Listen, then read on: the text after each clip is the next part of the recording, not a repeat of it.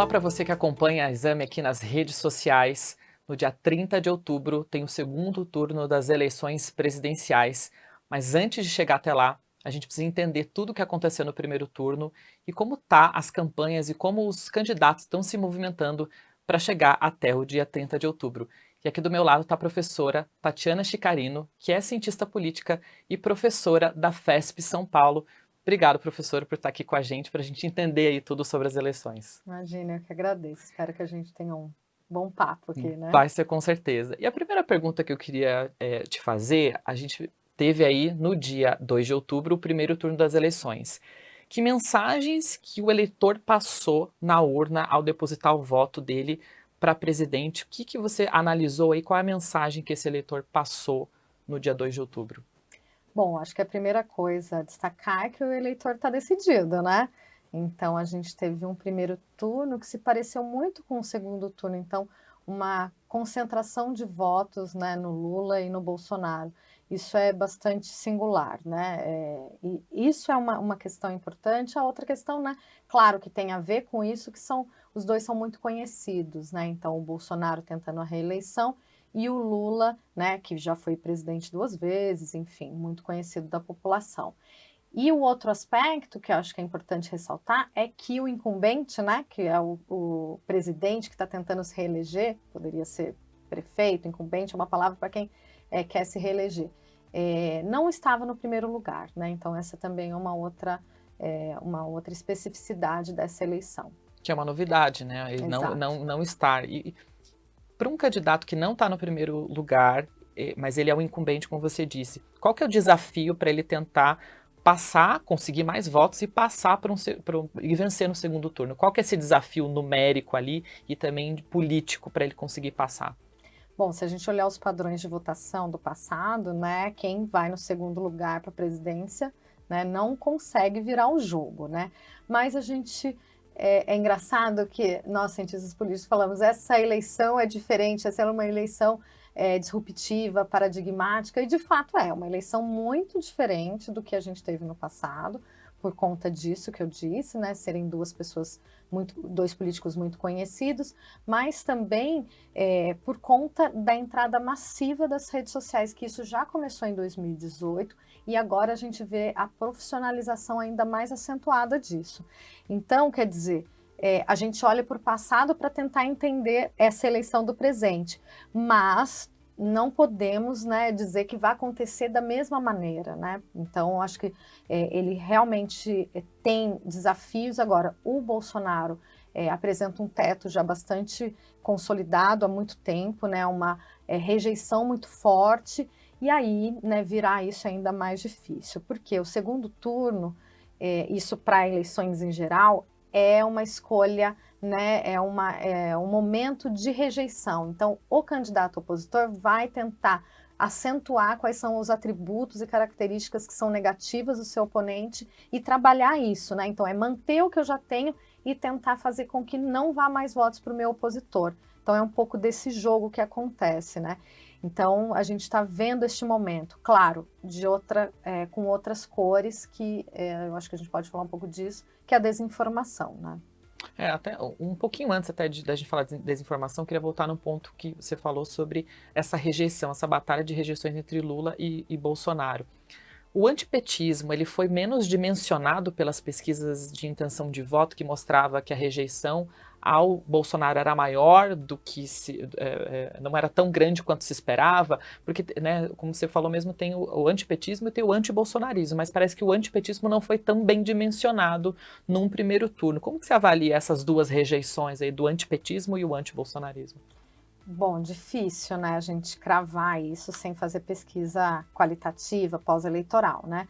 Mas, no meu entender, a gente pode ter subdimensionado o antipetismo, mas mais do que isso, o bolsonarismo, né? Então, o eleitor bolsonarista, ele foi pouco captado pelas pesquisas de intenção de voto, para uma série de hipóteses ainda, né? A gente está no momento de entender melhor isso, de compreender. Então, talvez tenha ali uma parcela de pessoas que rejeitaram tanto o PT, que rejeitam tanto o PT, que já anteciparam o seu voto ao Bolsonaro na, né, iminência do Lula ser eleito, né, no primeiro turno. Mas a gente pode ter ali também o eleitor envergonhado, né, enfim. Então, a gente tem outras explicações possíveis, né, de não ter conseguido chegar a este eleitor.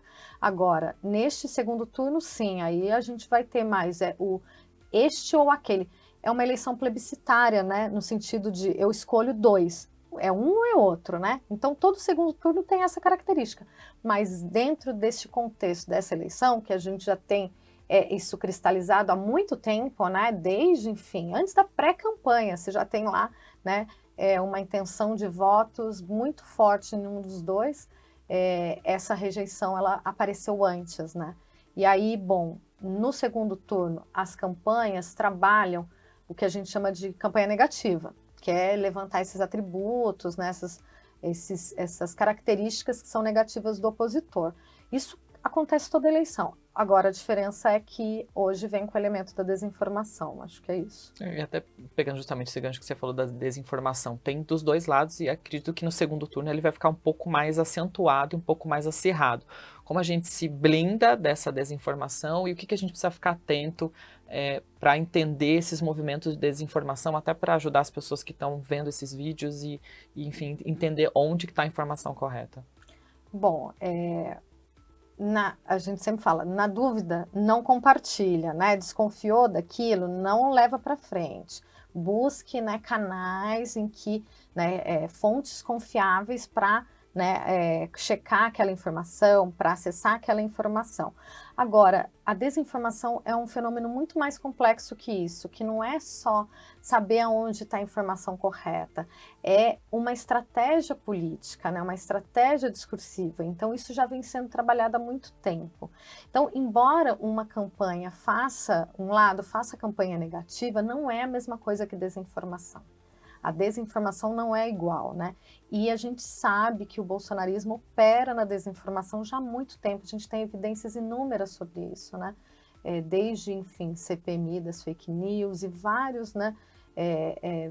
Várias iniciativas, né, de instituições como, né, o STF, enfim, que vem demonstrando isso. E temos, né, a gente já tem evidências, muitas evidências sobre esse tipo de estratégia política. Então, é importante que as instituições atuem fortemente neste momento, e não apenas as instituições políticas, mas também as plataformas, né? Porque essa circulação ela é muito perniciosa para a democracia e, né, especialmente essas últimas semanas, que a gente tem o eleitor que pode ser um eleitor indeciso, o eleitor, né, que, enfim, que votou no Ciro, na Tebet, que não sabe para onde vai, ele pode acessar essa desinformação e isso pode ser decisivo para o seu voto. Então, veja, a gente está incidindo ali numa esfera pública, público-privado, né, onde se forma o voto, que vai estar completamente contaminado. Então, e a gente, isso acontece muito no subterrâneo, a gente pouco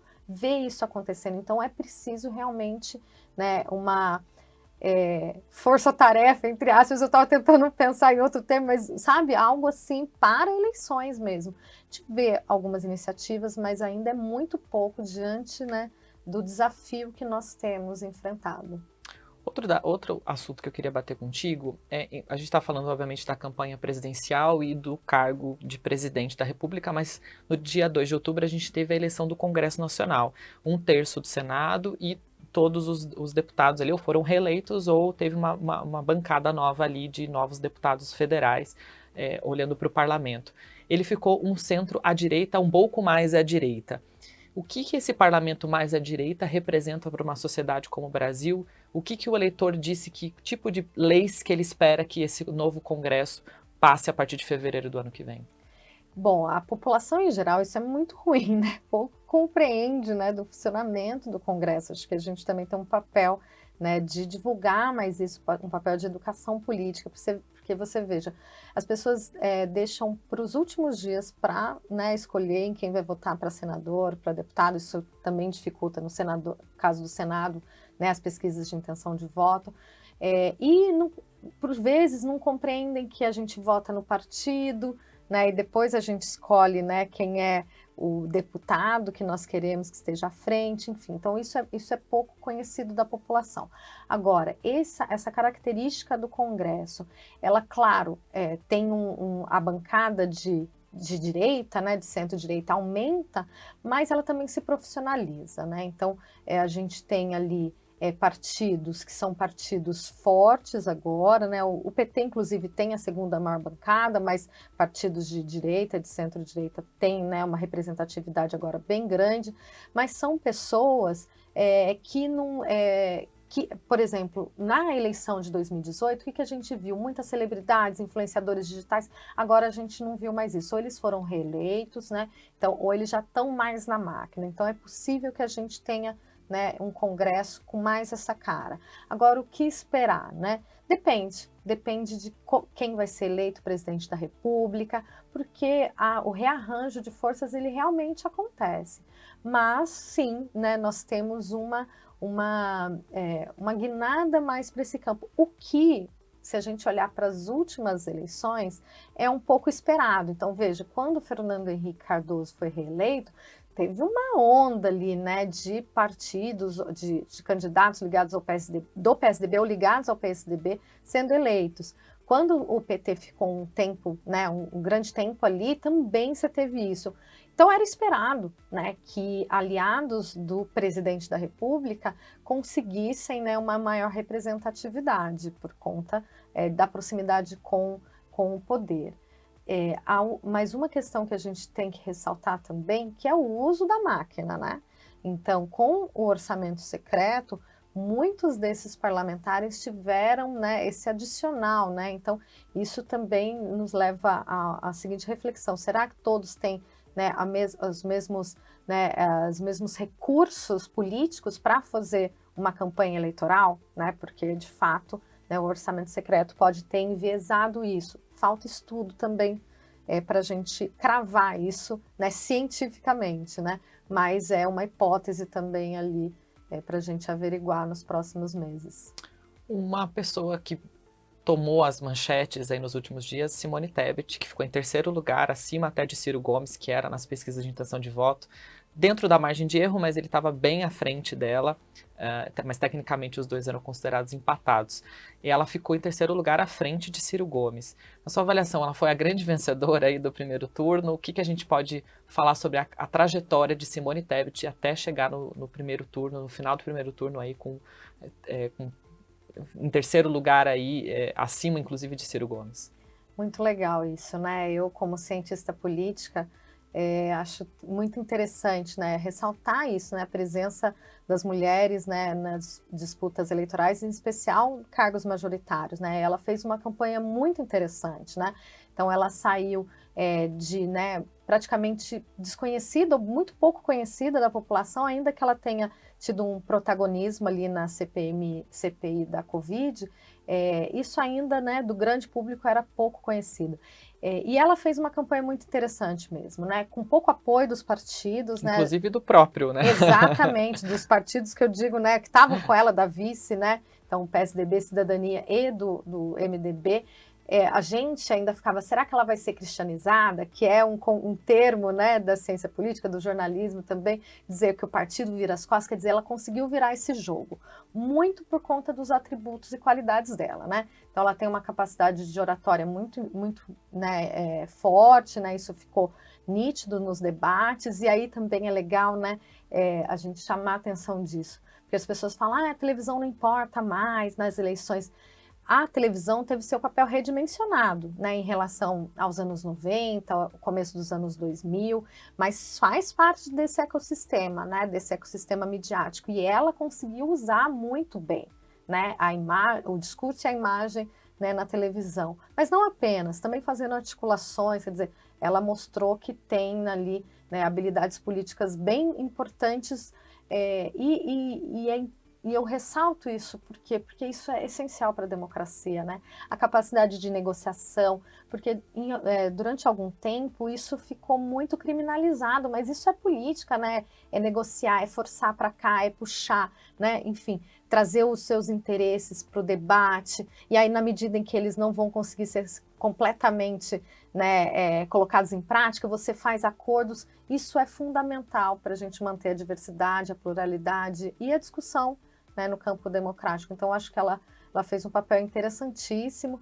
e o Ciro, enfim, né, acho que ficou, né, talvez seja, se ela foi a vencedora, né, ainda que não vencedora do pleito, o Ciro o contrário, né.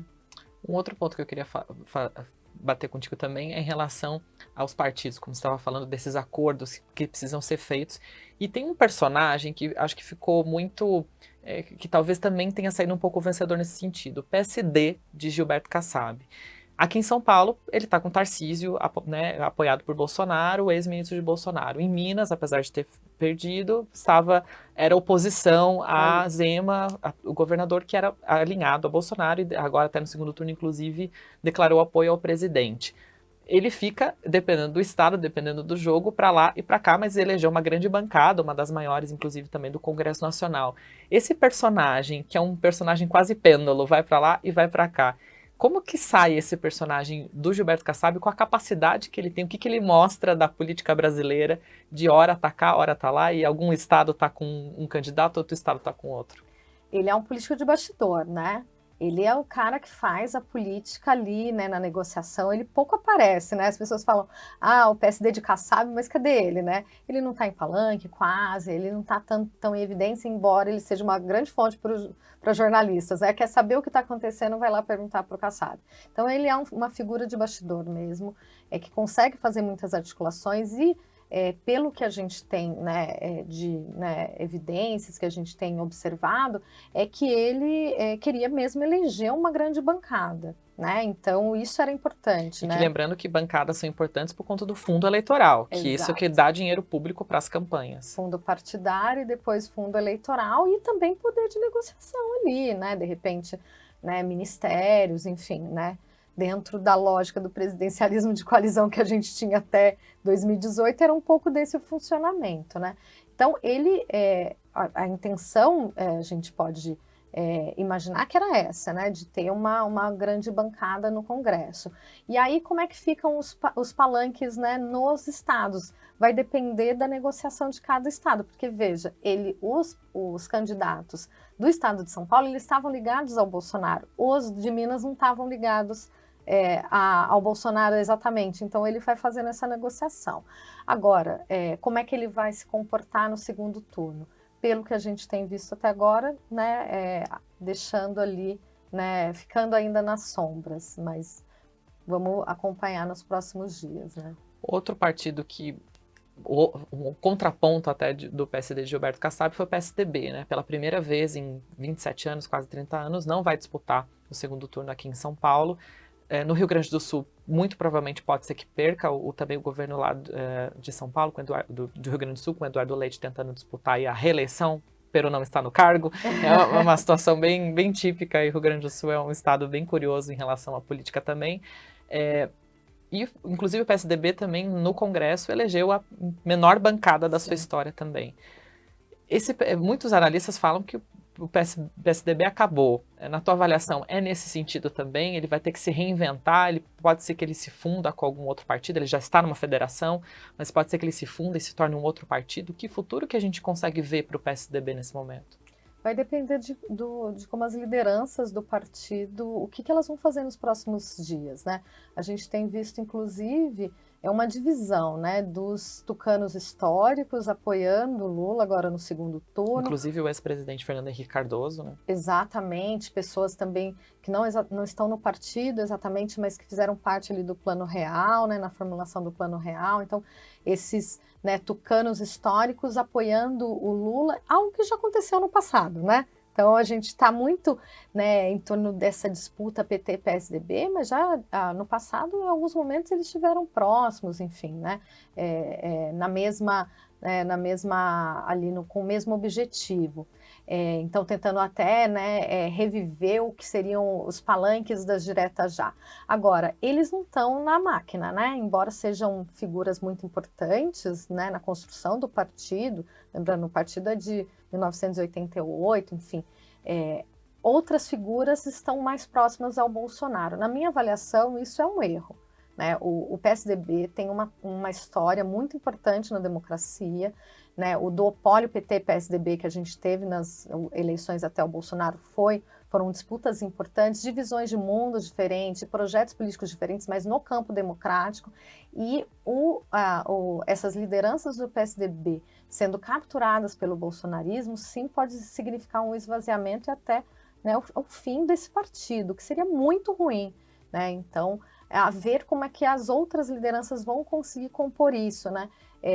Eles já fizeram uma federação com o Cidadania, como você já disse, se vão fundir com outro partido ou não, ou se vão fazer uma fusão, né? Porque a federação não é a fusão, também a ver, mas é importante a gente relembrar isso, né? O papel que o PSDB tem, né, na democracia, que seria realmente muito importante que esse partido conseguisse trazer o que a gente chama que é a direita ou a centro-direita democrática, né?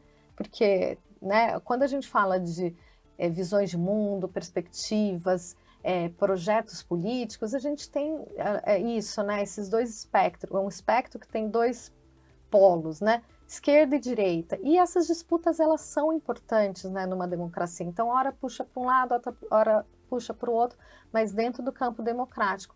E esses dois partidos tiveram essa função, né, ao longo dos anos, né, PT e PSDB. Então, é importante a gente ter um partido forte, um partido com história, né, nesse campo né, da centro-direita. A gente terminou aí o primeiro turno com o Lula com 48% dos votos válidos e o Bolsonaro com 43%. As pesquisas de intenção de voto dizem que Lula iria para 53% e Bolsonaro para 47%. A cesta de votos disponíveis, que votos são esses disponíveis para Lula crescer e Bolsonaro crescer também? Onde que estão essas pessoas? Quem são essas pessoas? Que região, na tua avaliação? Quem que é esse eleitor ainda que os dois podem crescer, porque os votos válidos acabou ficando muito pouco disponível, sim, né, sim. de voto válido. Mas quem são essas pessoas? Onde que elas estão? E quem que Bolsonaro e Lula podem tentar convencer, enfim, para entender que o seu projeto faz o mais sentido para o Brasil? Bom, primeira coisa, eles têm que, né, manter os votos que já têm, né? Então, possivelmente o Lula vai continuar tendo um número de votos muito expressivos no Nordeste, né, nos estados do Nordeste, o Bolsonaro em outros estados, né, que a gente chama no Centro-Oeste, mas é esse meio do Brasil, né? Muito ligado ao agro também, né? Muito ligado ao agro, inclusive em algumas regiões ali, né, que tem a questão do desmatamento, né, da preservação da Amazônia, enfim. Então, isso também muito forte agora. Para disputar eleitores da Simone Tebet e do Ciro, certamente, né, se a gente vai ter essa transferência de votos ou não, e o Sudeste. Então, os estados do Sudeste, em especial São Paulo, Rio de Janeiro e Minas Gerais, são estados fundamentais. O Lula tem muitos votos no Nordeste, que dá uma vantagem a ele. E aí ele vai ter que ou minimamente igualar em São Paulo, né, vencer em Minas Gerais. Então, esse jogo que está sendo feito, e certamente as campanhas estão mapeando essas cidades, né, em que um teve mais voto, outro teve mais voto. E aí, por exemplo, no estado de São Paulo, a gente pode dividir o estado de São Paulo em dois blocos, né? Capital e região metropolitana e o interior, né, os interiores. Capital e região metropolitana tem votado mais no Lula, né, e o interior mais no Bolsonaro. Então, a gente imagina que um vá tentar invadir ali o território do outro para captar mais esses votos, né? E aí lideranças políticas locais vão ser importantes também neste contexto, né? Até no primeiro turno a gente tinha muitos candidatos a deputado federal e estadual que faziam campanha. Nesse momento, no segundo turno, a gente não tem o engajamento, quando não é para sua própria campanha, tende a diminuir. Qual é o papel agora dessas lideranças locais, até pensando nesse jogo aí, como você falou, desses 3 estados aí que são importantes, né? São Paulo, Minas e Rio de Janeiro, os 3 governadores já deram apoio a Bolsonaro. Bolsonaro sai na frente, na tua avaliação, nessa disputa aí de apoios? Quem que tá vencendo nesse momento? Quem que tá, não é necessariamente vencendo, mas quem tem uma vantagem ali de forças políticas dentro desses lugares que são decisivos na tua avaliação? Bom, quando a gente tem segundo turno, a política está acontecendo ainda, a disputa está acontecendo. Então, isso é em São Paulo, né? Então, como é que a gente diz, um apoio político de um governador eleito, né, no caso, né, de Rio e Minas, se isso vai, né, ter alguma, né, influência ali nos votos, se ele vai, né, fazer campanha, basicamente isso. Difícil a gente dizer, né, porque eles não estão mais em campanha, como está aqui em São Paulo, né, então eles já foram eleitos. Eles vão mobilizar a máquina partidária, eles vão se mobilizar no território. Isso são duas coisas, que eu digo que são coisas que estão no aspecto coletivo, né? Então, mobilizar a máquina partidária é uma coisa que, né, junta outras pessoas. Quando a gente fala de mobilizar território, quer falar com as lideranças, os prefeitos, por exemplo, né? É um outro aspecto.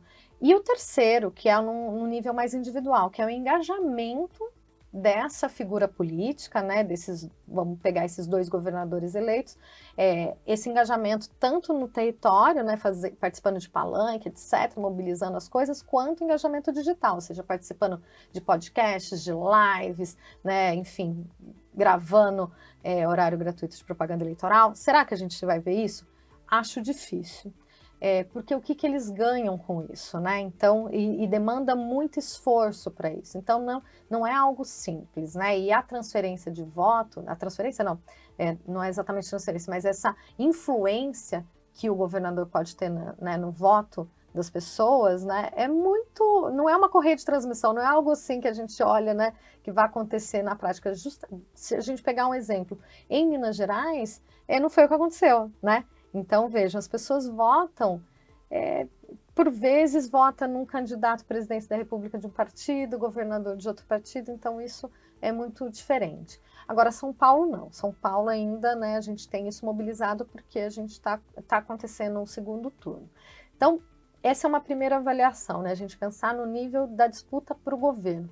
Agora, o que a gente vê são figuras, né, que foram eleitas a deputado, então deputados que foram eleitos agora, se engajando muito nas campanhas eleitorais, em São Paulo em específico, né? Inclusive, o Bolsonaro fez até, lá no Palácio do Planalto, trouxe vários deputados eleitos e senadores eleitos da sua bancada para mostrar justamente esse apoio. Exatamente, principalmente agora não mais candidatos, mas eleitos, que têm uma adesão ideológica muito forte. Então, vamos pegar o exemplo Damares em relação ao Bolsonaro e Boulos em relação a Lula, né? Então, são pessoas que têm uma afinidade muito forte com esses projetos políticos e essas pessoas estão se engajando, sim, nas redes e nas ruas, né?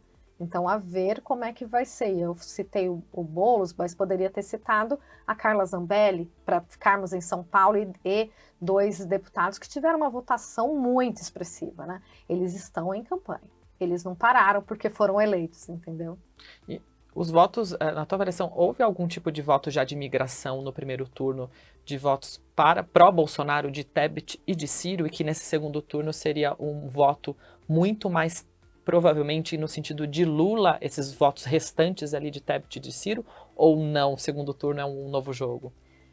Segundo turno é um novo jogo. É possível que no primeiro turno tenha havido uma migração dos votos do Ciro, né? Pelo menos isso que as pesquisas têm apontado. Então, o Ciro, justamente por conta da campanha dele ter sido muito, né, de ataque ao PT, ao Lula, então, né, uma migração já ali para o Bolsonaro. Mas agora é uma outra discussão. Se esses votos da Simone Tebet vão para um, para outro, pode depender do carisma dela, né? Então, votei nela, continua agora, né, dentro do que ela vem dizendo, né, que é apoiando o Lula. É possível. Agora, o Ciro sai muito enfraquecido, e aí eu acho, né, acho que vai ter pouca força o que ele diz, se é que ele vai dizer alguma coisa efetivamente, né? Até inclusive no vídeo de apoio, que foi um vídeo até constrangedor, assim, que ele quase constrangedor, um nível assim, um tom bem constrangedor que ele disse, não mencionou PT, não mencionou Lula na fala dele, então foi um apoio só dizendo que seguia o entendimento do partido, o PDT, que era o apoio a Lula, mas ele não disse as duas palavras-chave, que era Lula e PT, em nenhum momento um apoio, e muito provavelmente não deve se engajar nesse sentido. Que futuro político que você vê para o Ciro Gomes nesse sentido agora? Ele disse até no primeiro turno, quando foi votar, que seria a última eleição presidencial dele, e ele sempre foi defensor da não reeleição, né? Quando foi para governo, não disputou uma reeleição. Então, é algo que ele sempre disse e até nesse momento cumpriu. Qual que é o futuro político que você vê para ele? Acho que isso é bom ressaltar. Até agora cumpriu, né? Sim. Porque política é assim, né? Fala alguma coisa, mas depois, olha, veja bem, né? É muito difícil dizer, viu, qual que é o futuro do Ciro, porque ele perdeu, inclusive, né, a sua base ali no estado, né? Então... A Tebet ganhou, inclusive, no Ceará também, que é um estado que geralmente ele ganhava de todos, né? Exatamente. Na verdade, ficou Lula, Bolsonaro e Tebet. Ele ainda ficou em quarto lugar entre os eleitores do Ceará. A política, a gente tem que olhar sempre em dois aspectos, assim, né? A articulação com as lideranças políticas e, né, como que o eleitorado percebe isso, né?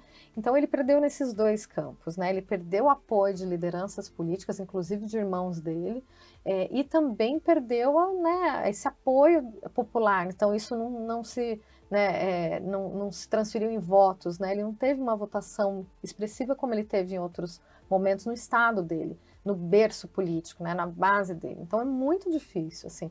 É aquela coisa de lamber as feridas, né, e ver o que vai ser no futuro. Mas o que ele exatamente que ele quer, o que vai ser o partido dele, que também perdeu força, né? Então, é algo que a gente tem que ir acompanhando mesmo. Mas ele não poderia ter feito diferente, né? Como que ele iria, depois de uma campanha muito pesada, né, em relação ao PT, ele dizer, não, agora eu apoio o Lula, apoio o PT, ia ficar muito incoerente por parte do eleitorado, enfim, tem pessoas que têm, né, uma história forte dentro do PDT, que são chamados ciristas, né, que apoiam, né, que a construção da candidatura dele, o programa dele, desenvolvimento, enfim. E aí como é que ele ia ficar perante essa pequena parcela ainda, né? Então, mas a ver o que vai acontecer nos próximos meses, talvez, né? Perfeito. Professora, muito obrigado aí por ter falado com a gente e por trazer aí tantos esclarecimentos para a gente tentar entender um pouquinho mais o que está acontecendo nas eleições até o dia 30. Imagina, eu que agradeço, foi ótimo. E você não se esqueça que no dia 30 de outubro, logo depois que as urnas fecharem, logo depois das 5 da tarde, assim que as urnas fecharem a votação, a gente começa uma live para acompanhar tudo sobre a apuração e o resultado das eleições. Eu espero você no dia 30 de outubro. Até lá!